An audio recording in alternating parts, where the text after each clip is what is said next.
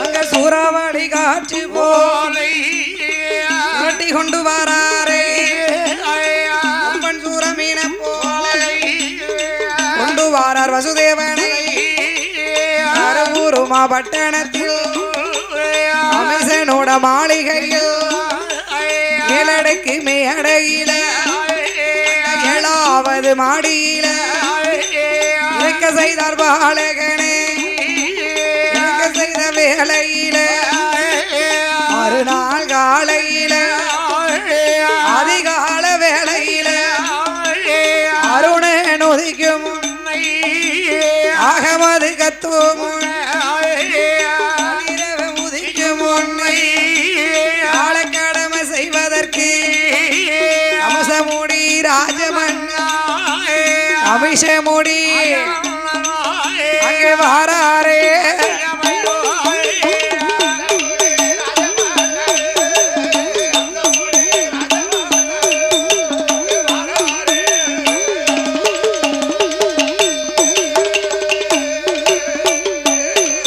அங்கே கமசமுடி ராஜமண்ணே வாழரையும் கையிலேந்தி வருகிறாரே அது சமயம் வருகிற வேளையில 7வது மாடியில கண்டார பாலகனே வாசுதேவன் அழகை வாசுதேவன்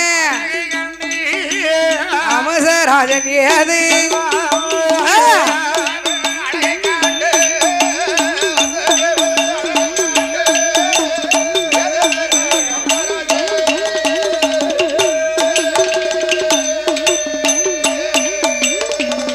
ஏழாவது மேடையில் திடீரென்று வருகிறது பிரகாசமான ஒரு ஒளி ஒளி திரும்பி பார்த்தா கண் கொண்டு பார்க்க முடியல கண்ணை பறிக்கி கண்ணை கொண்டு பார்க்க முடியலையா? ஆமா.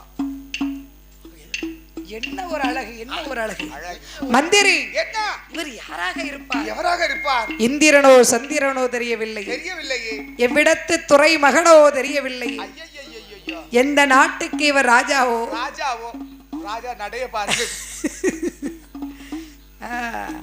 கொஞ்ச நெஞ்ச பேசின மன்னர் பரம்பரை கடைசியில மாவு கட்டு பரம்பரை ஆக்கிட்டாங்க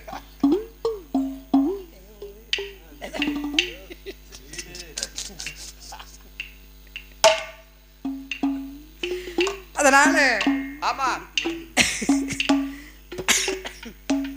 பார்த்தார் கம்சராஜ மன்னன் எண்ணாத எண்ணங்களை எல்லாம் எண்ணுகிறார் இவர் யாராக இருப்பாரோ தெரியவில்லையே என்று எண்ணாத எண்ணங்களை எண்ணிக்கொண்டு கண்மணி பாலகனை அழைத்து என்னன்னா சொல்லுகிறார் ஒரு என்ன பேரு என்ன பேரு என்ன பேரும் என்ன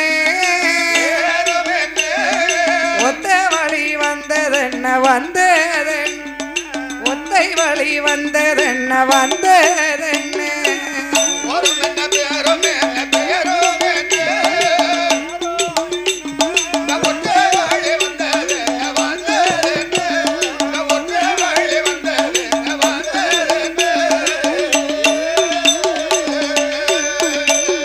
நாடு என்ன நகரம் என்ன நடந்து வந்த விவரம் என்ன நாடு என்ன நகரம் என்ன நகரம் என்ன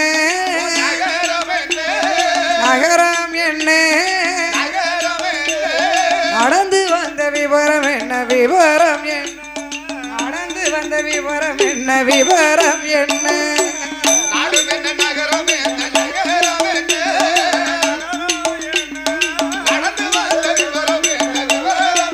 என்ன என்ன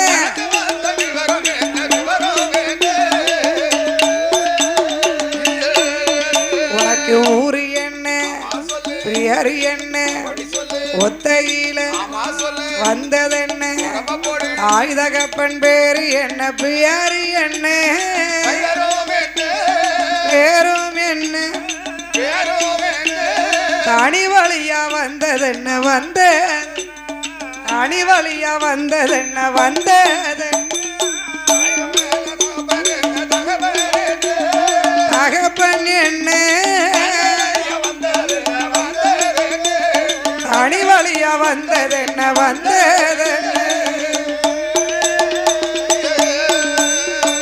கண்மணி யாரப்பா நீ எந்த ஊரப்பா நீ உன் ஊர் என்ன பேர் என்ன பேர் என்ன அம்மா யாரு யாரு எந்த நாடு எந்த நாடு எந்த தேசம் ஆமா எங்கிருந்து இங்கு வந்திருக்கிறாய் வந்த விவரம் என்ன அரசமன்னா மன்னா வடக்கே வடநாடு சூராராஜன் சூராதேவி பெற்றெடுத்த பிள்ளை ஆமா என் பெயர் வசுதேவன் வசுதேவன் காலத்தின் சோதனையா சரி எப்படி வந்தேன் ஏன் வந்தேன் என்றே தெரியவில்லை எனக்கு தெரியவில்லை எங்கேயோ இருந்தேன் இங்க எப்படி வந்தோம்னு எனக்கு புரியலன்னா ஆமா இதுதான் விதிங்கிறது ஆமா எப்படி கொண்டு வந்து சேர்த்திருக்காரு பாத்தீங்களா மாப்பிள்ளைய மந்திரி என்ன மாப்பிள்ளை வந்து விட்டார் நம்ம ஜோசியரை போய் தேடி பார்த்து கூட்டிட்டு வாங்க என்ன மண்ணா சொல்லுதிய என்ன என்ன சொல்லுதிய நீங்க சுவாசியான கல்லறையில அடைச்சோம் ஆமா அது உள்ள எவ்வளவு ஜீவராசிகள் எல்லாம் உள்ள அடைச்சிருக்கோம் நான் தான் போட சொன்னேன் அவ்வளவு ஆளுக்கு ஒரு கடி கடிச்சாலும் எலும்பு கூட மிஞ்சாது மண்ணா அப்படி சொல்லுதீங்களோ ஆமா ஆனா அந்த விஷப்பூச்சிக்கு மேல இருக்கு இந்த விஷப்பூச்சிட்ட விஷம் ஆமா அது இருந்த இடத்த பாருங்க என்ன ஃபுல்லா நீல கலர்ல மாறிட்டு அவ்வளவுதான் விஷம் இறங்கி இருக்கு விஷம் இதுல நம்ம இருக்கதே ஆபத்து தான் ஆமா ஆமா அதனால என்ன நான் சொல்வதை கேள் சரி நேராக சென்று ஜோசியர் இருக்காரா இல்லையான்னு பாருங்க சரி இருந்தா ஜோசியரை கூட்டிட்டு வாங்க சரி இல்லன்னு சொன்னா என்ன ஏதாவது மிஞ்சி போன 2 எலும்பு துண்டு கிடக்கும் மண்ணா எலும்பு எடுத்து சூப்பு சாப்பிட போறீங்களா ஆமா ஷாயிண்டுக்காரு கொஞ்சம் உடம்பு சரியில்லை சரி கொஞ்சம் ஆமா ஆமா அதனால அவருக்கு கொஞ்சம் சூப் வச்சு கொடுக்கலாமா அவர் எந்த எலும்புனாலும் சூப்பு குடிப்பாரு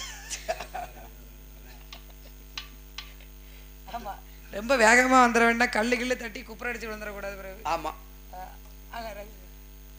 அதனால வேணா துண்டை விரிச்சு கொஞ்ச நேரம் படுத்துக்கோ சொல்லாட்டாலும் அதைத்தான் செய்ய போறாரு ஆகையினால அங்கிருந்து வருகிறார் மந்திரியோ கல் சிறையின் கதவை திறந்து பார்க்கிறார் கல் சிறையின் கதவை திறந்து பார்க்கும் போது சிறைக்குள் இருக்கிறாரே சுப்புக்குட்டி ஜோசியர் ஆள் எப்படி இருக்காரு 8 நாளைக்கு முன்னால எப்படி கொண்டு போய் அடைச்சோமோ அதே மாதிரி வாடாம வதங்காம ஆமா சரி சும்மா தள தள தள தளன்னு இருக்காரு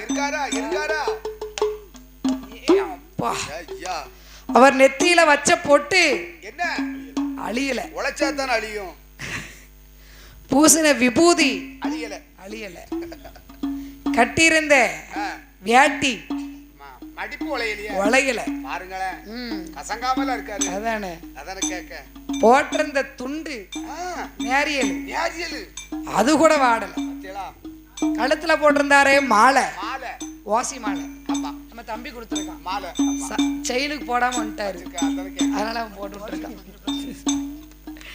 அந்த கழுத்துல போட்ட மாலை கொஞ்சம் கூட வாடல ஆள் எப்படி இருக்காரு பாத்தீங்களா முகம் சும்மா தளதளன்னு இருக்காரு அப்பா இவருக்கு வந்த வாழ்வு பாத்தியா என்ன ஒரு பளபளப்பு மினுமினுப்பு வரப்படாது பிரகாசமா எரியுதுன்னா அதனாலே இவர் பார்த்தார் அங்கிருந்து மந்திரி வந்தார் சுப்புக்குட்டி கமசராஜன் அழைத்தாருனாரு கமிஷங்கிற பேரை கேட்ட உடனே ஏ பாவி மனுஷனுக்கு கை காலெல்லாம் நடுங்குது 8 நாள் ஆகுதே மாப்பிள்ள வந்தாரா வரலையானு தெரியலையே ஒருவேளை மாப்பிள்ள வரலன்னு சொல்லிட்டா இந்த பாவி நம்மளை வெட்டி கொன்னுருவானே என்ன நடக்க போகுதோ தெரியலையே என்று ஆறாத துயரம் கொண்டு அருங்கவளை கொண்டு கமிஷனுக்கு முன்னாலே வந்து நிற்க பார்த்தார் கமிஷன் மந்திரி சுப்புக்குட்டி ஜோசியருக்கு சந்தனத்தை பூசி பன்னீரை தொழி முத்தாரத்தை கழுத்துல போடு தொழில் சுத்தம் ரொம்ப சுத்தம் முத்தாரத்தை கழுத்துல போடு அப்படின்னு சொன்ன உடனே அந்த சுப்புக்குட்டி ஜோசிய ஐயா முத்து போல கண்ணீரை முத்து போல கண்ணீரை முகங்கள் எல்லாம் சோரே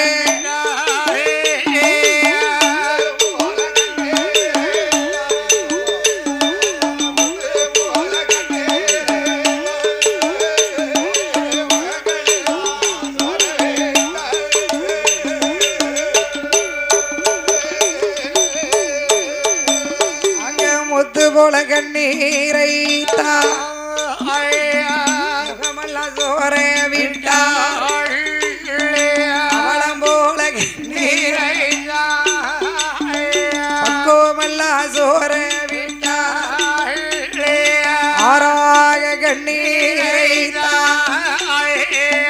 ஆராக அவரோ அங்கோமல்ல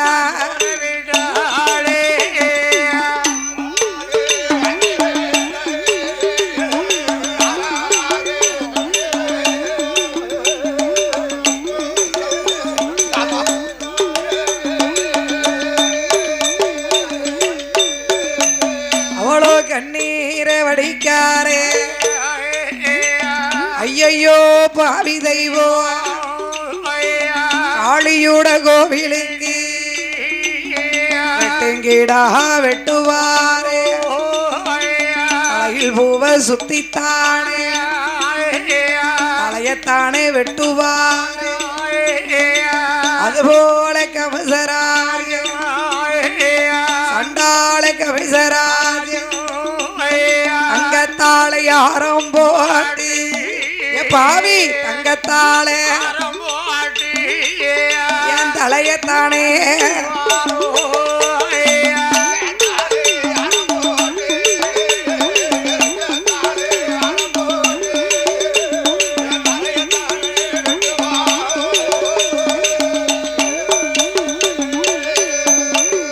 தங்கத்தாளை யாரம் போட்டு தலையத்தானே வெட்ட போறா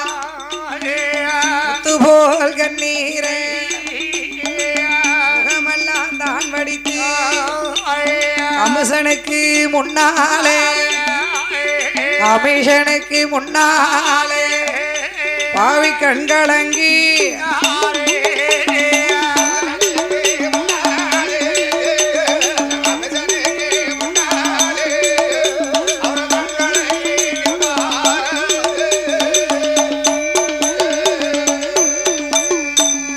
கமிஷனுக்கு முன்னாலே ஜோசியர் கண் கலங்குதாரு. சரி, காளியோட கோவிலுக்கு கருங்கிடா வெட்டும் போது மாலை காலத்தில் சுத்திட்டானே, களத்திலே சுத்துவாங்க கொம்புல. அது போல இந்த சண்டாள பாவி தங்கத்தாளை என் களத்தில் ஆரம் போட்டு தலைய வெட்ட போறானே. ஆமா, தங்கத்தாள ஆரம் போட்டாச்சு போட்டாச்சு போட்டாச்சு. ஆமா, தலைய வெட்ட போறானே அப்படின்னு சொல்லி அழுது புலம்புதாரு. ஆமா, போய் ஜோசியர என்ன என்ன என்ன வேலையா, வேலைக்காரையா நீ, சுத்தமான தொழில்காரையா நீ? அப்போ பாருமியா, என்ன நீர் சொன்னது பிரகாரம் என் தங்கை தேவகிக்கு சரி 8வது நாளையில மாப்பிள்ளை வந்துட்டாரு. மாப்பிள்ளை பாருங்க, கண்ணு வைக்காதீங்க. என்ன கண்ணு உங்க கண்ணு? மாப்பிள்ளை கண்ணு வச்சிடாதீங்க, இறங்கும் போது கீழே விழுந்துருவாரு. எங்க போ சுந்தராட்சி எதிர்பார்த்திருப்பாள. என்னோட தங்கை தேவகிக்கு கல்யாணத்தை உங்க தலைமையில தான் நடத்தணும். என் தலைமை மைதானம் ஐயா, தலைமை தலைமை முன்னிலை வகிக்க வேண்டும். சரி ஐயா, நான் வந்து 8 நாள் ஆகுது. சரி, இன்னும் நான் கடத்திட்டே இருந்தோம்னு சொன்னா நான் உயிரோட இல்லைன்னு என் மனைவி முடிவு பண்ணிருவா. ஆமா, அதுக்கப்புறம் என்னென்ன செய்யணுமோ அத்தனை செஞ்சு முடிச்சிருவா. ஆமா, அதனால நான் போயிட்டு வரேன். போயிட்டு வரேன், அதெல்லாம் முடியாது. அப்படியானால் என் தங்கைக்கு முகூர்த்த பட்டோலை குறித்து கொடுத்துட்டு தான் நீங்க போகணும். முகூர்த்த பட்டோலை குறிக்கணுமா ஐயா? மனைவி விட்டு பிறப்படாத. முகூர்த்த பட்டோலை குறிச்சு கொடுக்கணுமா? பார்த்தார் சுப்புக்குட்டி, அவருடைய மனதிலே எண்ணாத எண்ணங்களை எண்ணுகிறார் சண்டாள பாவி. ஜோதிடம் சொல்ல வந்த என்னை கல் சிறைக்குள்ளே அடைத்து இவ்வளவு நாட்களாக கஷ்டப்பட வைத்து விட்டாய். 8 நாள் நான் பட்ட கஷ்டத்துக்கெல்லாம் நீ பலன் கூறியே ஆக வேண்டும், பதில் சொல்லியே ஆக வேண்டும். உன்னை சும்மா விட மாட்டேன்டா, உன்னை சும்மா விட மாட்டேன் அப்படின்னு சொல்லி பார்த்தார் அந்த சுப்புக்குட்டி. எடுத்தார் என்னத்த ஏடு ஏடையும் எழுத்தாணியவும் எடுத்தார். அதுல என்ன எழுதுகிறார்? அதுல என்ன எழுதுகிறார்? உங்களுடைய தங்கைக்கு திருமணம் நடத்த மிக மிக சரியான மாதம் ஆடி மாதம். ஆடி மாதம் மூணாவது வெள்ளிக்கிழமை காலையில 10:30 to 11 பெண் அழைப்பு. 11 to 12. அந்த நேரத்துல தான் தாலி ஏறணும். 12 to 1 மாப்பிளையும் பெண்ணும் பாலும் பழம் சாப்பிடணும். அப்படின்னு சொல்லி முகூர்த்த பட்டோலை எழுதி கொடுத்தார். அப்படியே ஆகட்டும் என்று வேண்டிய வெகுமதிகளை வாங்கி கொண்டு சுப்புக்குட்டி ஜோசியர் வந்ததுக்கு பின்னாலே ஜோசியர் சொன்னா சரியா இருக்கும் அப்படிங்கிற ஒரே ஒரு நம்பிக்கையில உடனே பார்த்தார். எப்படியாவது தங்கைக்கு திருமணத்தை வெகு சிறப்பாக நடத்த வேண்டும் என்ற எண்ணாத எண்ணங்களை எண்ணிக்கொண்டு அவருடைய அரண்மனை வாசல்களை எப்படி அலங்கரித்தார்னா வண்டி மாறம் கொண்டு வந்து வாசல் எல்லாம் அலங்கரித்தார். வாழை மாறம் கொண்டு வந்து வாசல் எல்லாம் அலங்கரித்தார். மரம் கொண்டு வந்து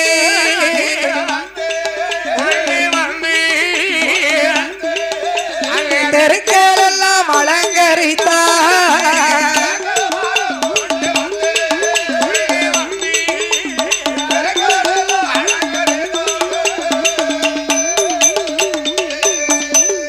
ஈச்சங்கூடை கொண்டு வந்து இருபுறமும் அலங்கரித்தார். பந்தலிட்ட கால்களுக்கு பகலத்தாலே அலங்கரித்தாள். மாணிக்கத்தால் மணமேடை மணமேடை மகிமையோடு அலங்கரித்தாள். மணமேடை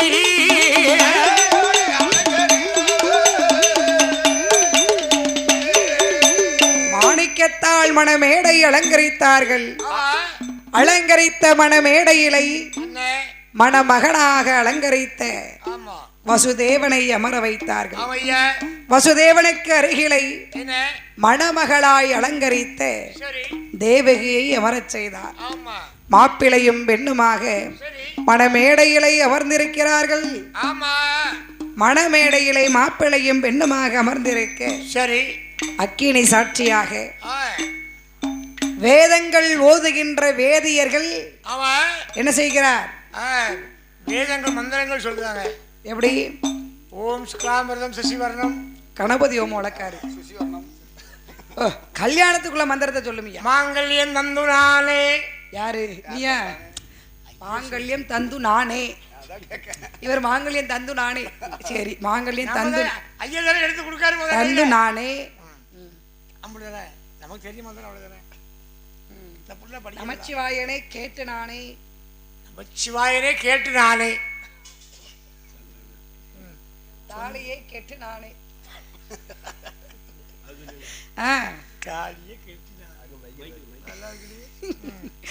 கல்யாணத்துக்கு மந்திரம் சொல்லணும்லானே. ஆமா ஆமா சொல்லணும்ல. மந்திரம் படிக்கல. ஐயர்வாள் படிச்சிருக்காரு, நான் படிக்கலையே. அப்படி திருமணத்திற்காக வேதங்கள் ஓதுகின்ற வேதியர்கள் அமர்ந்திருக்கிறார்கள். மந்திரங்கள் முழங்கிக் கொண்டிருக்கிறார்கள். சரி, மேல வாத்தியங்கள் இசைக்க பெண்கள் எல்லாம் குலவை போடும் போது வசுதேவன் பாலகனோ திருக்களத்தில் தேவகி திருக்களத்தில் திருமாங்கலியோ போட்டு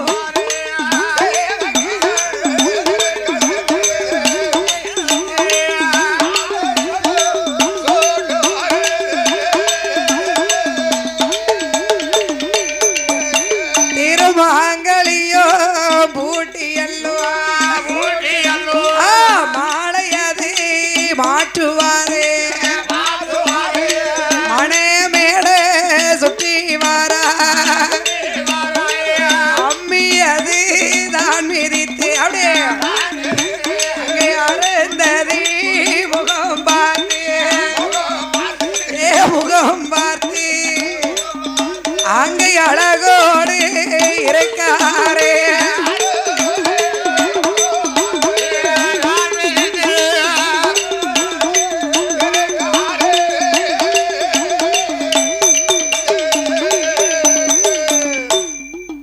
வேதியர்கள் வேதம் போத ஆமா மேல இசைகள் முழங்க பெண்கள் எல்லாம் குலவையிட ஆமா அக்கினி சாட்சியாக ஆமா திருமாங்கல்யம் பூட்டுகிறார். சரி மாலை மாற்றி மணமேடை சுற்றி வந்து அம்மி மிதித்தருந்ததை முகம் பார்த்தார்கள். சரி குறித்த நேரத்திலே பாலும் பழமும் அருந்தினார்கள். ஆமா ஓஷோடு இருக்கும் போது கமிசராஜ மன்னன் எழுந்தார். ஆமா சபையோர்கள் அனைவர்களுக்கும் ஆமா வணக்கம். வணக்கம். என் தங்கையின் திருமணத்திற்கு வந்த உங்கள் எல்லோருக்கும் கோடான கோடி நன்றிகள் நன்றிகள் நன்றிகள்.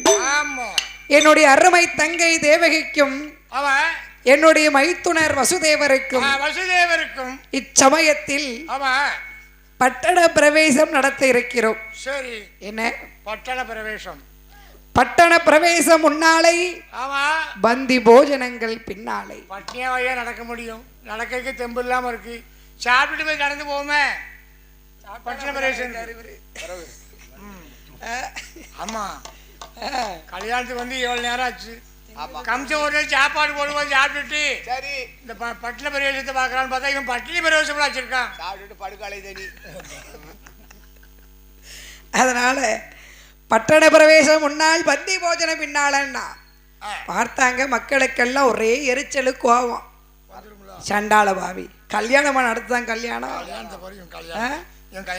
மட்ட மத்தியானம் போல கல்யாண முகூர்த்தத்தை வச்சிருக்கான் தங்கச்சிக்கு. அதுவும் ஆடி மாசத்துல வெள்ளிக்கிழமையில.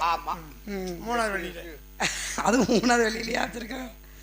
அது மட்டுமா வேற என்ன பந்தி போஜனங்கள் கல்யாணத்துக்கு வந்தவங்களுக்கு வயிறார சாப்பாடு போடணும்ல ஐயா. போடணும்ல என்ன சொல்லலாம் மத்தியில பந்தி போஜனம் பின்னாலையா பட்டண பரதேசம் முன்னாலையா? கொல்லப்புறத்துலயா? இல்லனே பட்டண பட்டண பரதேசம் முன்னாடியா. பந்தி போஜனங்கள் அதுக்கு அப்புறமா தானே. சாப்பாடு பந்தி வந்து சம பந்தி அப்புறம் தானே. அப்புறம் தான். இப்ப என்ன பண்ணணும்? முதல்ல சாப்பாடை கொடுங்க. புத்தி மாறி போச்சு. அதனால பட்டத்து யானையை அலங்கரித்தார்கள். மாப்பிளையும் பெண்ணையும் அமர வைத்தார். ஆணை நடந்து வர ஆணை அசைந்து வர அரச மன்னன் கமசராஜன் முன்னே வர கருவுருமா பட்டணத்தை 4 தெரு சுற்றி தெரு வழியாகவே வந்து கொண்டிருக்கிறார். கமசன் தங்கையாகப்பட்ட தேவகி பார்த்தார். ஆணை மீது அமர்ந்து இருந்த அருமதங்க தேவகி அண்ணா நில்லும் அண்ணா. அண்ணா திருமணத்திற்கு வந்த அத்துணை பேர்களும் எனக்கு ஏகப்பட்ட அன்பளிப்புகள் கொடுத்திருக்கார்கள். அண்ணா என் உடன் பிறந்த அண்ணா எனக்கு நீ என்ன கொடுக்க போகிறாய்? என்ன கொடுக்க போற? சீக்கிரம் கொடுங்க அண்ணா. ஆமா என்ன கொடுக்க போகிறாய்? என்னம்மா வேண்டும் உனக்கு? என்ன வேண்டும் அண்ணா? என்ன? எனக்கு ரொம்ப பசியாக உள்ளது. சரி வயிறு அதிகமாக பசிக்கிறது. அதோ என்னது? அந்த கனி வேண்டும். கனியா? தங்கைக்கு இல்லாத கனி இருக்க கூடாது. பறிச்சுட்டாரேன். ஒரு பழம்லாம் காணாது. ஒரு கனி தான் இருக்கு. ஒரு மூட்டோட கொண்டு வா. அந்த ஒரு கனியை எடுத்து அதாவது அண்ணா என்ன தங்கை கேட்டாள் என்று சொல்லி மரத்தை பார்த்தார். அதுல இருந்ததோ ஒரு கனி. ஆமா அந்த ஒரு கனி அந்த மரத்தில இருந்த அந்த ஒரு பழத்துக்கு எவ்வளவு பெரிய மகிமை உண்டு தெரியுமா? எவ்வளவு பெரிய மகிமை? அந்த கனியின் மகிமை தெரியுமா உனக்கு? தெரியாதம்மா. உங்களுக்கு நான் சொல்லுகிறேன் கேளுங்கள். சொல்லண்ணா. அதாவது துர்வாசக முனிவர் ஒரு முனிவர் இருக்கிறார். உங்க கண்ணுக்கு 2ஆ தான் தெரியும். அப்பேற்பட்ட அந்த துர்வாசக முனிவர் பகவானிடத்திலே வரம் வாங்கிய மரம் தான் அந்த மரம். 12 வருட காலம் அவர் தவம் இருப்பார்.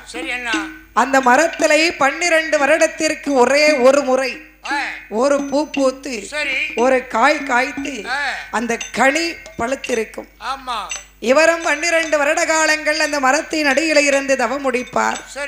தவம் முடிக்கவும் அந்த பழம் பழுக்கவும் சரியாக இருக்கும். அதன் பின்னாலே எழுந்து நேரா குளிச்சு முடிச்சுட்டு வருவாரு. அந்த பழத்தை பறிப்பாரு. பசியாறு என்று சொல்லி அருந்துவாரு.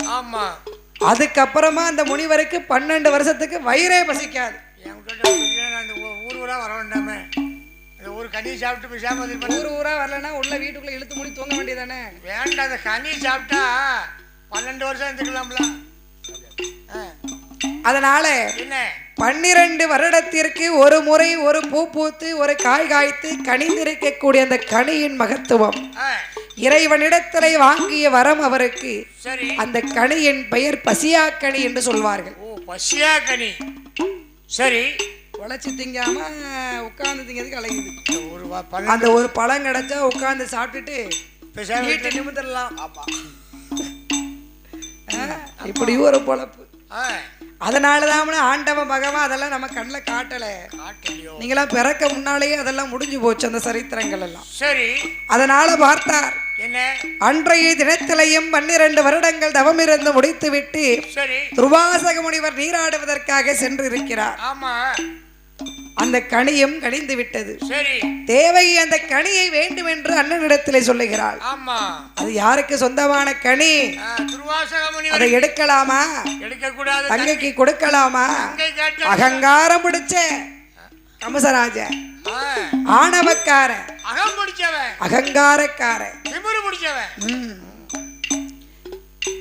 பின்ன வருவது என்ன என்பதை முன்னால அறிய மறந்துட்டான். அப்படியே ஆகட்டும். தங்கைக்கு இல்லாத கனி தரணியில இருக்கக்கூடாது என்று சுண்டு வில்லை எடுத்தார். அந்த கனியை எய்தார். கனியை பறித்தார். 8 பாகங்களாக வெட்டினார். இந்தாமா தேவகி, சாப்பிடம்மா. பழத்தை கொடுத்தா கையில துப்புதாரு. தங்கை கனியை சாப்பிட்டாள். அண்ணன் அதோட கொட்டை இருக்கு. அப்படி 8 பாகங்களாக வெட்டி தங்கை தேவகியுடைய கரங்களிலே கொடுக்க, தங்கையாகப்பட்ட இந்த தேவகி கனியின் ஒரு துண்டை எடுத்தால் அருந்துகிறாள். 2வது துண்டை எடுத்து அருந்துகிறாள். 3, 4, 5, 6, 7வது துண்டை அருந்தி கொண்டிருக்கிறார். 8வது ஒரு பாகம் கையில இருக்கு. வந்து விட்டார் துர்வாசக முனிவர். மரத்தை பார்த்தார், பழத்தை காணல. ஆணையை பார்த்தா ஆணை யானையின் மீது அமர்ந்திருக்கிற தேவகியுடைய கையிலே அவர் கனி இருக்க கண்டார். கோபம், ஆங்கார கோபம் தாங்க முடியல. துர்வாசக முனிவர்னு சொன்னாலே கோபக்கார மனுஷன் தான். படக்கு படக்குன்னு கோபம் வரும். உடனே சாபத்தை கொடுத்துருவாரு. சாபத்தை கொடுத்தா என்ன ஆகும்? தேவையா நமக்கு இதெல்லாம்? சிவனேன்னு இருக்க வேண்டாமா? அதனால அங்கிருந்து வருகிறார் துர்வாசக முனிவர். ஆணையின் மீது அமர்ந்திருந்த தேவகி கையில் இருந்த கனி கண்டவுடனே 2 கண்கள் எல்லாம் சிவக்க கடுமையான கோபத்தோடு, டேய் கமிசா, அடே கமசா, என்ன யாரடா? டேய் யாரடா? இந்த கனியை பறித்து உன் தங்கைக்கு கொடுத்தது யாரடா? நான் தான். என் தங்கை கேட்டாலும் பறிச்சு கொடுத்தேன். என்ன ஒரு ஆணவம் உனக்கு? என்ன கனியில என்ன ஆணவம்? தங்கைக்கு இல்ல, அது எனக்கு சொந்தமான கனி. அது எனக்கு சொந்தமான கனி. அப்படிலாம் இல்லையா? என்னுடைய நாடு, என்னுடைய இது. அதனால நான் பறிச்சு கொடுத்தேன். என்னோட நாடு, என்னோட இதா? என்னது நாடு? என்னுடைய நாடு. என் தங்கைக்கு இல்ல கனி இருக்க கூடாதுல, அதனால பறிச்சு கொடுத்தேன். என்ன என்ன என்ன அரசன் என்ற ஆணவத்தில் பேசுகிறாயா? ஆணவம் எனக்கு இல்ல, உமக்குவே. உமக்குவே? உமக்கியா? இரியா இரு. அடே கமசா, என்ன உன் தங்கைக்கு எனக்கு சொந்தமான கமசா, நீங்க தானே நிக்க. எனக்கு சொந்தமான கனியை பறித்து உன் தங்கைக்கு 8ஆக வெட்டி அவள் கையில கொடுத்து நீ அருந்த சொல்லி இருக்கிறாய் அல்லவா? அந்த 8 துண்டுகளும் அவள் வயிற்றில் 8 குழந்தைகளாக பிறக்குமடா. மருமகளா இருக்கும். மகனும் மருமகனுமா இருக்கும். மருமகன் மருமகளா கிடைக்கும். தங்கைக்குள்ள குழந்தைகள். துர்வாசக முனிவரையே சிரிக்க வைத்து விட்டார் கம்சராஜன். என்னையா மகனும் மருமகனுமா வந்து பிறப்பாங்க? என்ன நான் சொன்னது உனக்கு வாழ்த்து சொன்னது போல இருக்கிறதா? கிடையவே கிடையாது. 8வது குழந்தை ஆண் குழந்தையாக பிறக்கும். ஆண் குழந்தை பிறந்து அம்மான் உன் தலை அறுக்குமடா. 8வது குழந்தை ஆம்பளை பிள்ளை பிறக்கும். அதுவும் எப்படி பிறப்பான்? மாலை சூடி பிறப்பான், மாமன் உன்னை கொள்வான். கொடி சுத்தி பிறப்பான், உன் கோத்திரத்தையே அழைப்பான். சொல்லி செய்யுங்கம்மா. நான் பதனமா ஊருக்கு போட்டு சனிக்கிழமை இந்த 2 நாள் கொடை இருக்கு. கொடையை பார்க்க கண்டிப்பா கண்டிப்பா அப்படின்னு சொல்லி சாபத்தை கொடுத்தார் பாருங்க. இந்த கமிசராஜனுக்கு ஆங்கார கோபம் தாங்க முடியவில்லை. ஆங்கார கோபம் தாங்க முடியாமல் தங்க என்று பாராம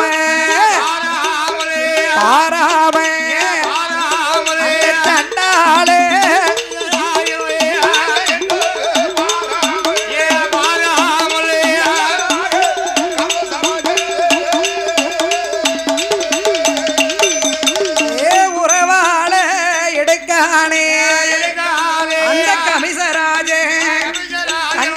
ஓங்கித்தானே வெட்டுங்கடாவன்.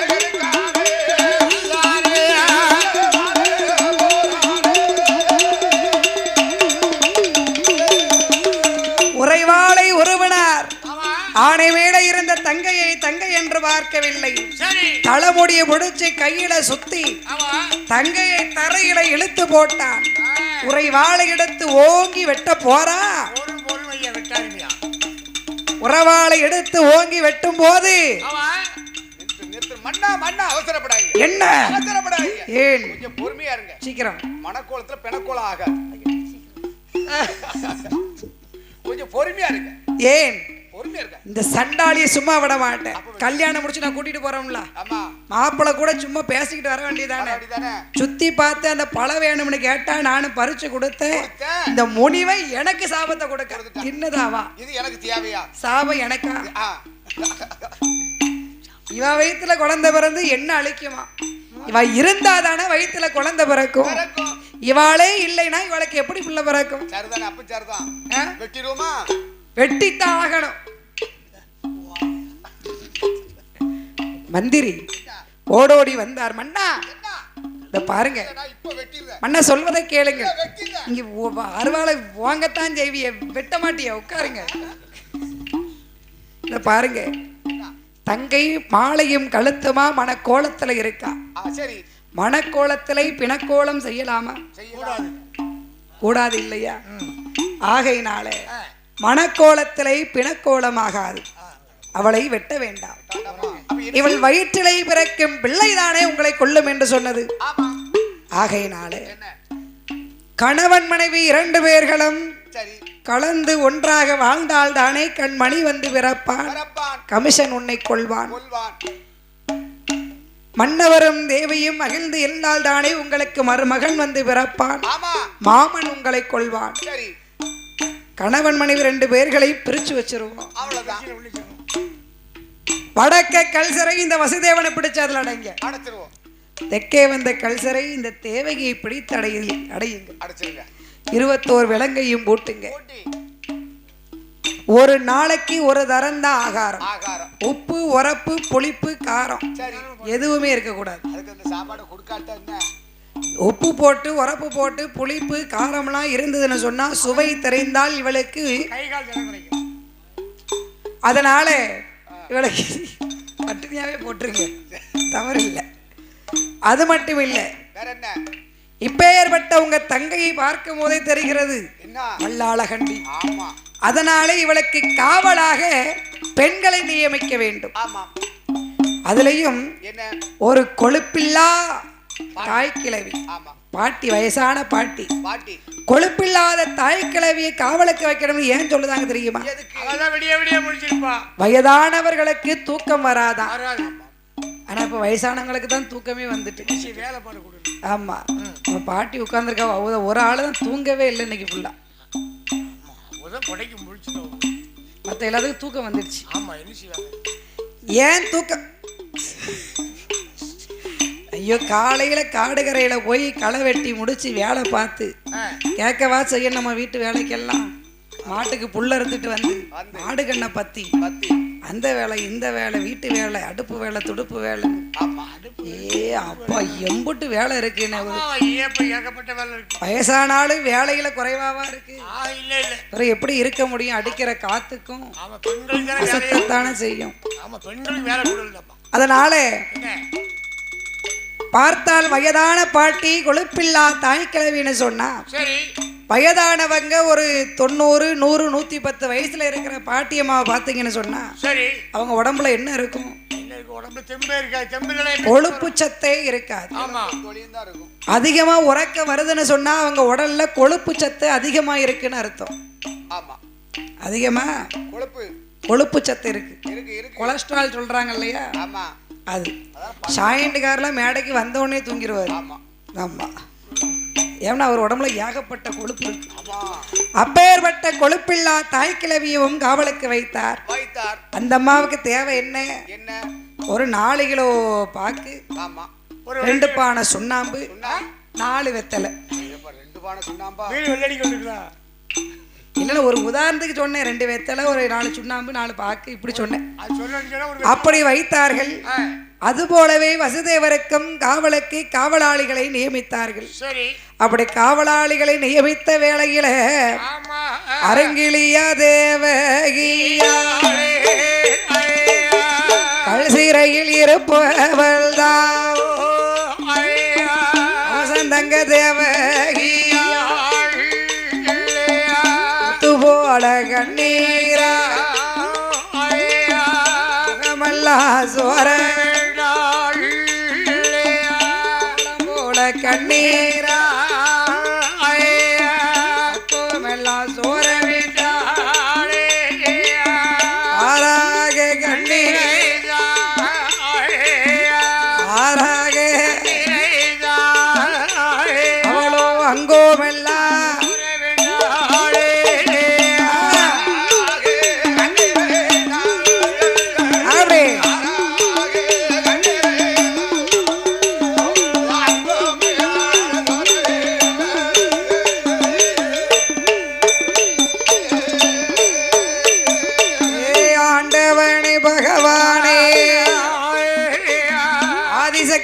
வெண்டில்லையோ என்பெருமாள் நாராயணா லட்சுமியா வெண்ணிலையோ 4 முக பிரம்மதேவா நாயகி சரஸ்வதியா வெண்ணிலையோ சரஸ்வதியா வெண்ணிலையா தேவலோக இந்திரனே ராணி வெண்ணிலையா நான் தானா பெண் பிறந்த இந்த நாட்டில் வேற பெண்ணிலையோ நான் கைபிடித்த தோஷம் உண்டு கைபிடித்த என் கணவன் முகம் பார்க்கலையே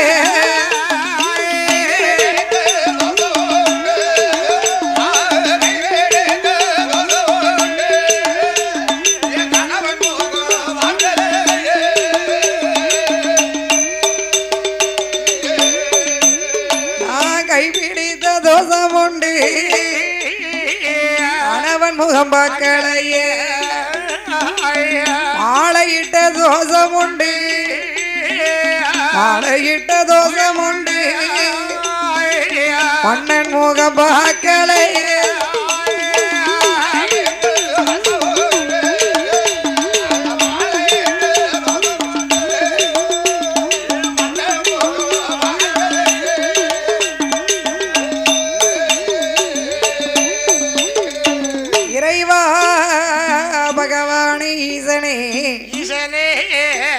கைபிடித்த தோஷம் உண்டு கணவன் முகம் பார்க்கலையே மாலையிட்ட தோஷம் உண்டு மன்னன் முகம் பார்க்கவில்லையே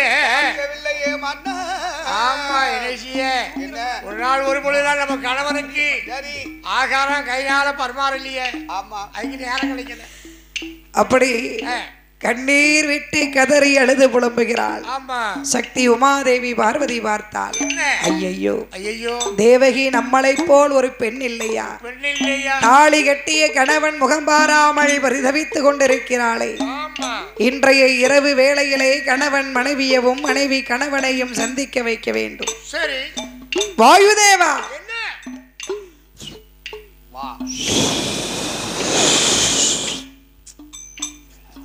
ஒண்ணு இல்ல, வாழைக்காய் கறி சாப்பிட்டாரு. ஆமா, உங்க சத்தத்தை கேட்டு எஞ்சவன் பாத்தீங்களோ, தூங்கவே இல்லை. நீங்க தூங்கிட்டீங்கன்னு நினைச்சிட்டாப்லமா. அங்கிருந்து வந்தார் வாயுதேவா. இதோ பாரும் ஐயா, இன்றைய வேளையில் வடக்கு கல்சரையில் இருக்கும் வசுதேவனை அழைத்து தேவகி இடத்திலே ஒப்படைக்க வேண்டியது உம்முடைய பொறுப்பு. அப்படியாகட்டும் அம்மா. சரி என்று அங்கிருந்து வருகிறார் வாயுதேவர். கல்சரையின் கதவு தானாக திறந்தது. காவலாளிகள் மேல் நித்ரா தேவியை ஏவல் செய்தார். அத்துணை பேர்களும் அயர்ந்து தூங்கிவிட்டார்கள். நம் காவலாளியும் அப்படி அயர்ந்து தூங்கிவிட்ட வேளையில் 21 விலங்கெல்லாம் இனமாக திரைத்தது. வசுதேவனை அப்படியே ஆகாய மார்க்கமாக கொண்டு வந்து தேவகி இடத்திலே ஒப்படைத்தார். கணவனை கண்ணாலே பார்த்தார். மன்னவனை பார்த்து விட்டால் மன மகிழ்ச்சிக்கு அளவே இல்லை. கணவனை பார்த்து விட்டால் பூரா வருது பாருங்க, இங்கிட்டு வாங்க, இங்கிட்டு தள்ளி வாங்க.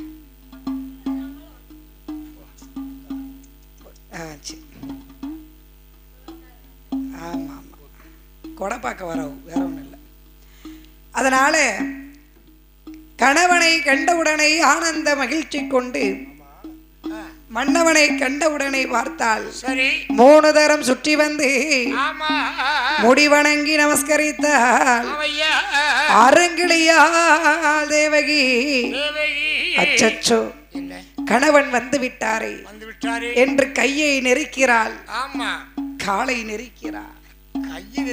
என்ன செய்ய, நம்மளுடைய கணவனுக்கு விருந்து சமைக்க வேண்டும், ஆகாரம் கொடுக்க வேண்டும். நாமல் இருப்பதோ கல்சிறை. கல்சிறையில இருந்து கொண்டு கணவனுக்கு எப்படி விருந்து படைப்பது? அடுப்பு கிடையாது, அடுப்பும் கிடையாது, துடுப்பும் கிடையாது, பாத்திரமும் கிடையாது, பானையும் கிடையாது. ஆமா, எப்படி அவருக்கு சமையல் விருந்து கொடுக்க? அதானே, எண்ணாத எண்ணங்களை எல்லாம் எண்ணிக்கொண்டு கணவனை அழைத்து அமர செய்தால் கணவனுக்கு முன்னாலே வந்தார். சரி, அவள் அணிந்திருந்த பட்டு ஆமா பட்டு புடவையின் முந்தானை எடுத்தார். முந்தான சேலையை முந்தான சேலையை கிழித்தாள். கணவனுக்கு முன்னாலே தலைவாளை இலையாக மாற கடவது அப்படின்னு விரித்தாள். சரி, முந்தான சேலை தலைவாளை இலையாகவே மாறிவிட்டது. பக்கத்துல பார்த்தா மணல் குமிச்சிருக்கு. மணல் அள்ளுனா கணவனுக்கு முன்னாலே இலையின் மீது சாதமாக மாற கடவது அப்படின்னு வச்சா. சரி, அந்த மண்ணு என்னாச்சு? அப்படி சாதமாக இருக்கு. சம்பாரிசி சாதமா மாறியது. 21 கல்லை எடுத்தா. 21 கல்லு என்ன செய்தா? என்ன ஒரு 21 கல்லு இலையில பறிக்க வச்சா. வச்சு என்ன சொல்லுதா?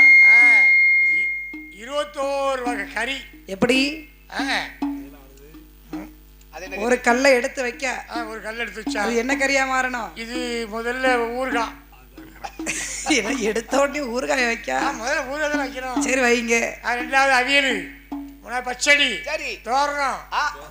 அவ எப்பவுமே தோரணையை விடவே மாட்டான். வாழைக்காய் தோரம், வாழைக்காய் தோரத்தை தின்னு தின்னுதான் காத்து இப்படி விடுதா. சரி, வெண்டைக்காய் பச்சடி. என்னது மண்டக்காவா? வெண்டைக்காய் சொல்லி திருத்தமா சொல்லு. 21 கல்லும் 21 கரியா மாறியது. சரி, சாப்பாடு இருக்கு, கூட்டு பொரியல் அவியல் இருக்கு, குழம்பு வேணும் இல்லையா? என்ன பண்ணுதானே?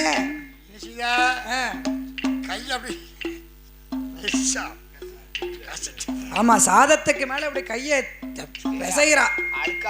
உள்ளங்கையில அவளுக்கு ஒரு புண்ணு இருந்து பழுத்து உடைகிற நிலையில இருக்கு.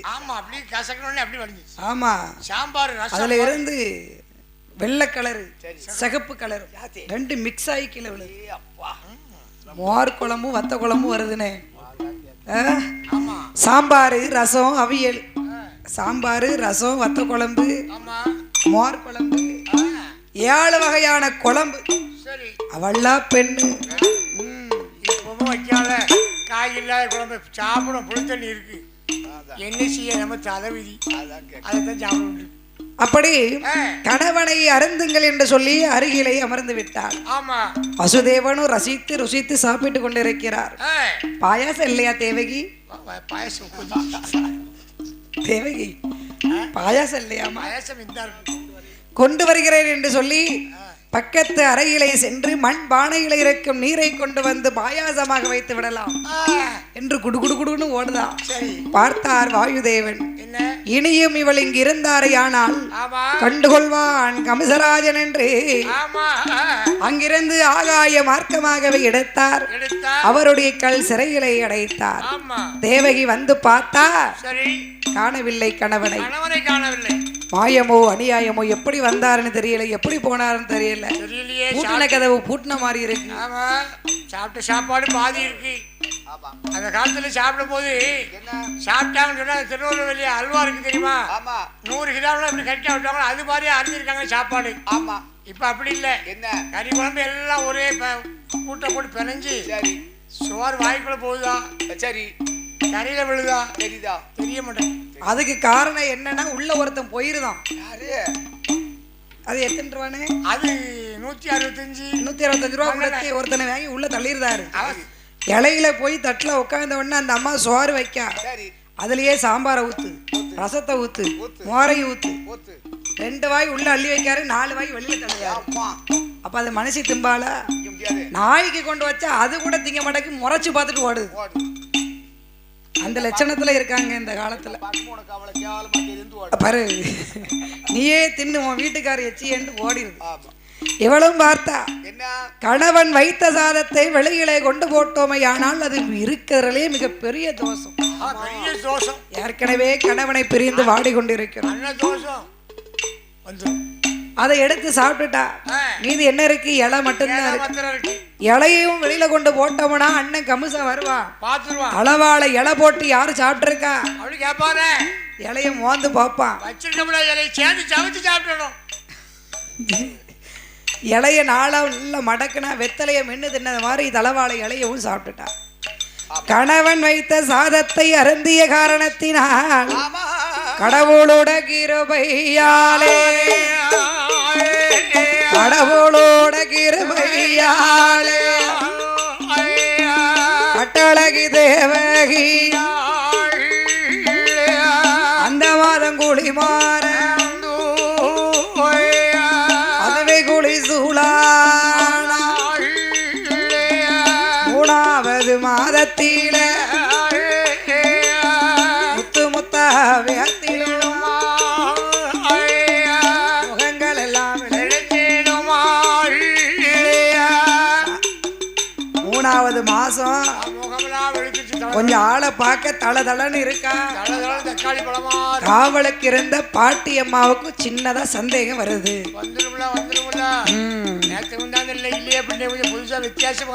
ஏட்டி தேவகி, என்ன பாட்டி நட உடலாம் ஒரு சைஸா இருக்கு, ஆளும் தளதளன்னு இருக்க, இல்லையே இந்த பளபளப்பு மினுமினுப்புக்கு காரணமே வேறல்ல. சரி, உடம்புக்கு எதுவும் சரியில்லையோ? இல்லையே, நல்லா தானே இருக்கேன். 2 நாளா ஒரே வாந்தி எடுத்துக்கிட்டே இருக்கியா? வாந்தி மட்டும் வந்துக்கிட்டு கொண்டா லேசா அவன் கைய கொண்டா ஏதாவது பித்த எதுவும் தலைக்கு ஏறிட்டான்னு பாப்போம். அப்படின்னு அந்த பாட்டி கைய பிடி பாரு, சொல்லுங்க. கைய பிடிச்சு பாக்கா என்ன தெரியும் சொல்லு. நாடி பிடிச்சு பார்க்க போகும்போது நல்லா பாரு, பித்த நாடி வதக்கு புத்தி கெட்டகளை என்ன பேசலாம். இன்னொரு நாடி என்னமோ துடிக்க, கருப்பு நாடி துடிக்கி, வாயு நாடி வதக்கு நடிக்கி, பித்த நாடி பின்னால விடுது. கடைசிய நல்லா ஆராய்ந்து பார்த்தா தேவகி கைய உதறிட்டான். கற்பனாடி ஓடுது. பாதவத்தி, உனக்கு நான் காவலா இருந்தனே, எப்படி நடந்துச்சு? விடிய விடிய தூங்காம நான் உனக்கு காவலுக்கு இருக்கேனே. வெத்தலை பாக்கும் போட்டு சாப்பிட்டு பூரா அவளும் காலியாடு. உங்க அண்ணன் வந்து கேட்டோம்னா என்ன பதில் சொல்ல? வெத்தலையும் காலி, பாக்கும் காலி. விடிய விடிய முடிச்சிருந்தேன். கண்ணுல விளக்கெண்ணெய் விட்டுட்டு முடிச்சிருந்தேன். உங்க அண்ணன் வந்து கேட்பாரு, அம்சே நான் என்ன பதில் சொல்ல?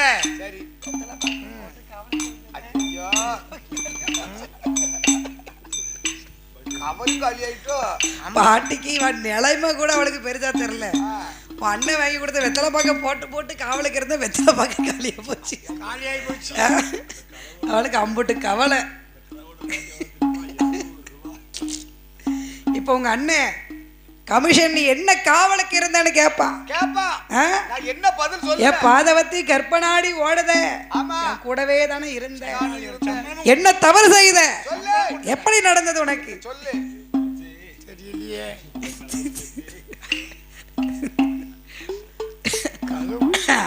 சொன்ன உடனே பார்த்தால் அம்மா பாட்டி என்ன உனக்கு தெரியாமல் அடியாள் பாதகத்தி ஒரு தவறும் செய்யவில்லை அம்மா.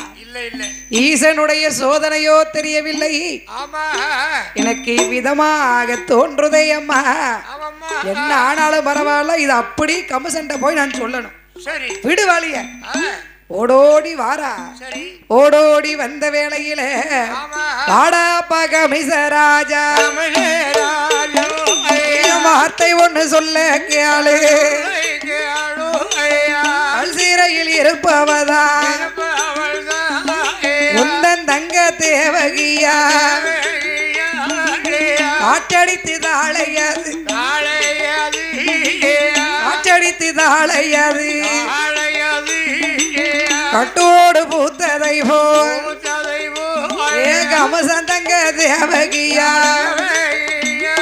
கல்வீரையில் இருப்பவதான் கணவனுமே இல்லாம, கணவனுமே அவ கர்ப்பமாயிருக்காளே, இவ கர்ப்பமாயிருக்காளே.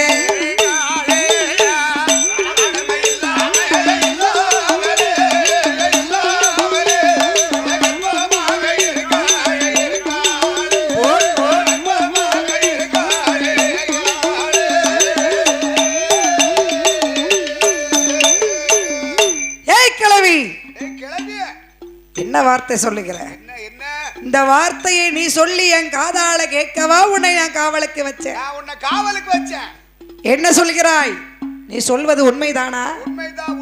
சொல்லு வாய் திறந்து. உண்மை உண்மை. கம்சா, நான் காவலும் கட்டுமாகத்தான் இருந்தேன்.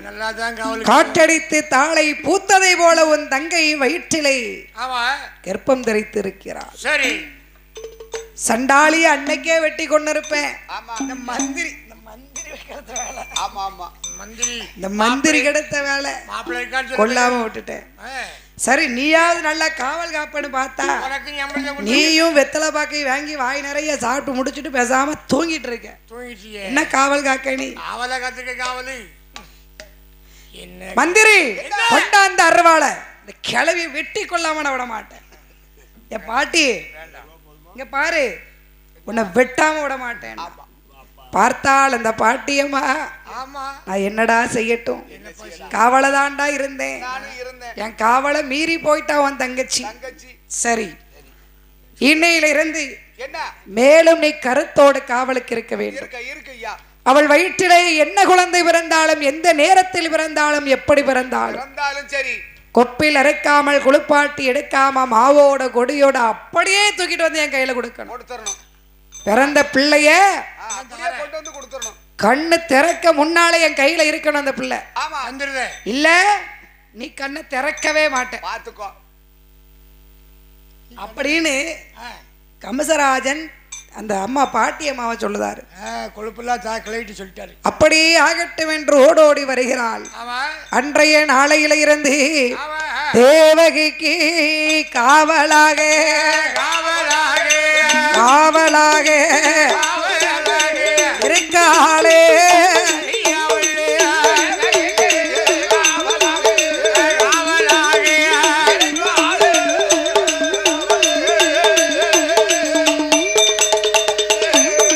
அவளோ இருக்கும் போது அத்தி நல்ல மாதமாற்றி அவபதிபூரண கற்பமாகி வெற்றி எடுத்தா குழந்தையது பிறந்த போது பார்த்தாலே தாய் கிழவி ஒப்பிலது அறுக்காம குளுப்பாட்டி எடுக்காம மாவோடு கொடியோடு மண்ண கமிசனிடோ கொடுப்பாளே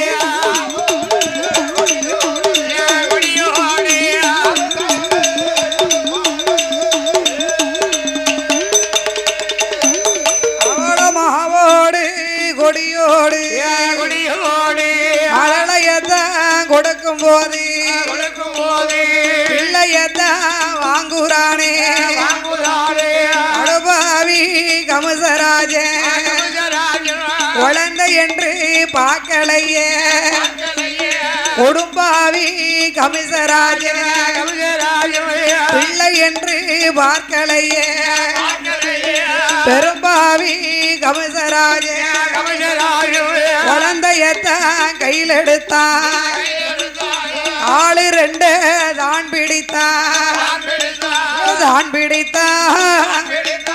கருங்கல்லதிலே தான்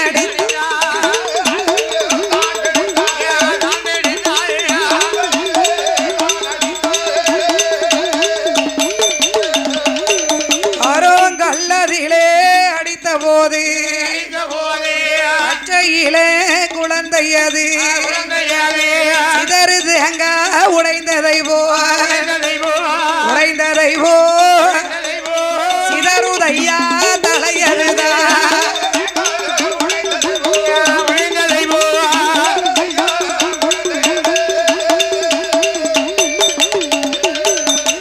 இப்படியாகவே கமிசமுடி ராஜமண்ணே தேவகி திருவயிற்றிலே பிறந்த பிள்ளைகள் 6 குழந்தைகள் பிறக்க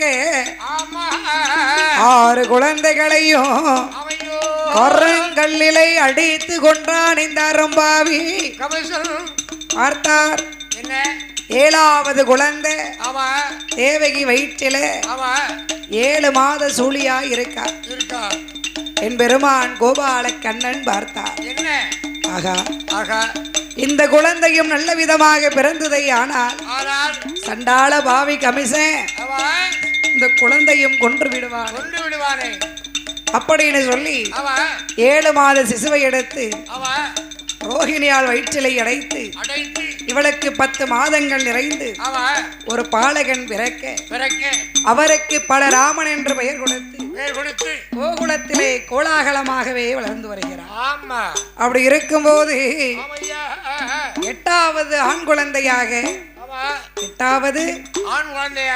என் பெருமான் கோபால கண்ணன் வந்து அவதரிக்க தங்கையாகப்பட்ட பார்வதியை அழைத்தார். அம்மா தங்கையே பார்வதி, என்னை பாரம்மா பார்வதி, அண்ணாவுக்கு உன்னால் ஒரு உபகாரம் செய்ய வேண்டும். என்ன சொல்லம்மா? வேறு ஒன்றுமல்ல, 8வது குழந்தையாக தேவகி திருவயிற்றிலே போய் நான் பிறக்க போகிறேன். சரி. அதே நேரத்தில் ஆயர்வாடி பட்டணத்திலே நாட்டாமை நந்தக்கோனாருடைய மனைவி யசோதையாளுடைய வயிற்றிலே நீ போய் பெண் குழந்தையாக பிறக்க வேண்டும். அப்படி பிறந்த வேளையில் ஆண் பிள்ளை பிறந்த இடத்தில் பெண் பிள்ளையும், பெண் பிள்ளை பிறந்த இடத்தில் ஆண் பிள்ளையும் ஆட்சி வைத்து விடுவார்கள். அதற்கு அப்பாலே நான் ஆயர்வாடி பட்டணத்திலே வளர்ந்து இந்த கமுசராஜனை சம்காரம் செய்ய வேண்டும் என்று சொன்ன உடனே ஆட்டும் என்று சம்மதித்தார். என்பெருமான் கோபாலக்கண்ணன் கருவாக ஜனித்தார் தேவகி திருவயிற்றில். ஆதிபராசக்தியான பார்வதி பெண் குழந்தை கருவாக ஜனித்தார். யார் வயிற்றுல? அப்படி ஜனித்த நாளையில தேவகிக்கும் ஒரு மாதம்